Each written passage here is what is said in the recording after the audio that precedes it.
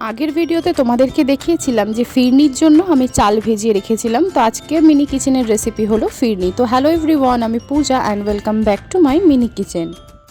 Mini কিচেনে আজকে আমি ফিরনি বানাচ্ছি আর তার ফুল রেসিপিটা তোমাদের সাথে শেয়ার করব। তো দেখো, প্রথমেই আমি বাসমতি চালটাকে ভিজিয়ে রেখেছিলাম, দিয়ে তারপর কিন্তু গুঁড়ো করে নিয়েছি শিলে।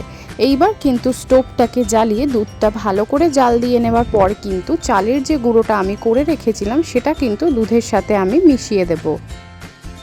তার আগে তোমরা কমেন্ট করে জানাও যে আমার ভিডিওটা তোমরা কে কোথা থেকে দেখছো আর ফিরনি খেতে তোমাদের কাদের কাদের ভালো লাগে। চালের গুঁড়োটা দেওয়ার পর কিন্তু এখানে আমি চিনি দেব। চিনি দেওয়ার পর একটু পেস্তা কুচি দিয়েছি, তার সাথে দিয়ে দিয়েছি একটু কেশরের জল।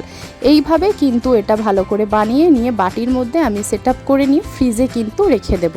তারপরেই তৈরি হয়ে যাবে কিন্তু একদম ঠান্ডা ঠান্ডা ফিরনি। তো এই রেসিপিটা কেমন লাগলো জানিও, ভালো লাগলে একটা লাইক করে দিও আর সাবস্ক্রাইব করে পাশে থেকো। বাই।